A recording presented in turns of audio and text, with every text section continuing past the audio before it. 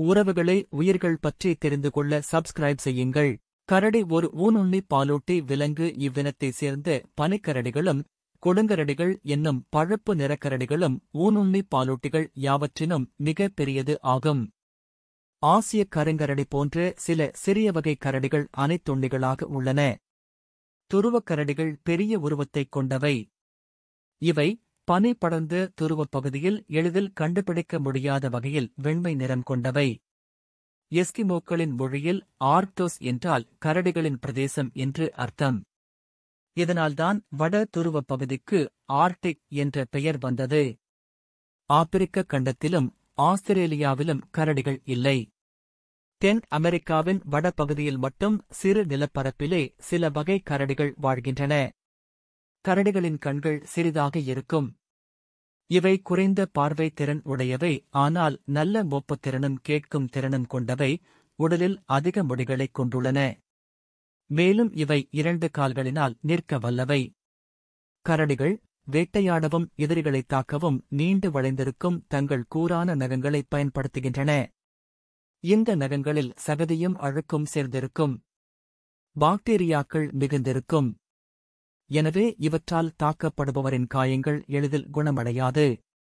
கரடிகள் சராசரியாக 4 அடி உயரமும் 115 கிலோ எடையும் கொண்டவை. தோலுக்காகவும் மருத்துவ குணம் கொண்டதாக கருதப்படும் அவற்றின் கணையத்திற்காகவும் அவை வேட்டையாடப்படுகின்றன. கோடை காலத்தில் கரடிகள் இனப்பெருக்கம் செய்கின்றன. இவற்றின் கர்ப்ப காலம் 7 மாதங்கள். ஒரு முறையில் 2 குட்டிகள் பிறக்கும். குட்டிகளுக்கு 2 அல்லது 3 வயதாகும் வரை அம்மா கரடிகள்தான் முதுகில் தங்கள் குட்டிகளை சுமந்து செல்லும். குளிர் மிகுந்த பகுதிகளில் வாழும் கரடிகள் மிக கடுமையான குளிர்காலம் முழுவதையும் ஆழ்ந்த உறக்கத்திலேயே கழித்துவிடுகின்றன. துருவப்பகுதியில் வாழும் கரடிகள் பல மாதங்கள் இப்படி உறங்கும் தனித்துவமான தன்மை கொண்டவை. அவ்வாறு உறங்கும்போது இவற்றின் உடலில் இருக்கும் சக்தி விரயமாகாமல் இருப்பதற்காக இவற்றின் இதயத் துடிப்பு மிகவும் குறைந்துவிடும். இவ்வாறு சுயநினைவு இல்லாமல் இருக்கும் நிலையிலும் இவை குட்டிகளை ஈனுகின்றன. துருவக்கரடிகள் ஒரு முறையில் 1 - 3 குட்டிகள் ஈனும். கரடிகள் இலை தழைகள் மற்றும் மாமிசம் போன்றவற்றையும் உண்ணும் அனைத்தும் உண்ணியாகும். பெரும்பாலும் பழங்கள், பழவித்துக்கள், தண்டுகள், சில குறிப்பிட்ட இலைகள், மரப்பட்டைகள் போன்றவற்றை உண்ணுகின்றன. கரடிகள் மனிதர்களை விடவும் தாவரவியல் அறிவு மிகுந்தவை.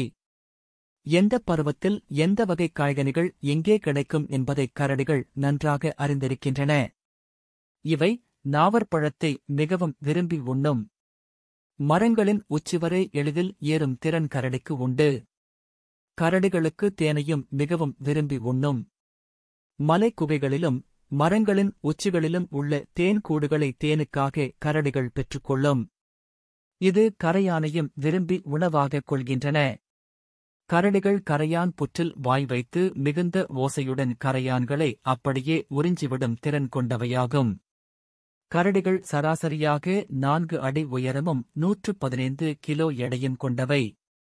தோலுக்காகவும் மருத்துவ குணம் கொண்டதாக கருதப்படும் அவற்றின் கணையத்திற்காகவும் அவை வேட்டையாடப்படுகின்றன. கோடை காலத்தில் கரடிகள் இனப்பெருக்கம் செய்கின்றன.